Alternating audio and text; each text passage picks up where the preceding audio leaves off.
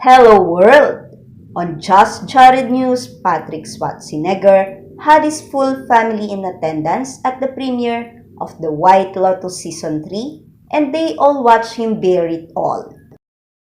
31-year-old actor was joined by Mom Maria Shriver, Dad Arnold Schwarzenegger, Sister Catherine and her husband Chris Pratt, Sister Christina, Brother Christopher, and fiancée Abby Champion at the event in Los Angeles.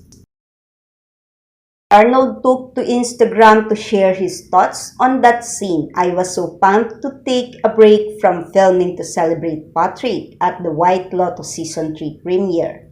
What a show! I could claim to be surprised to find out he has a bear scene. But what can I say?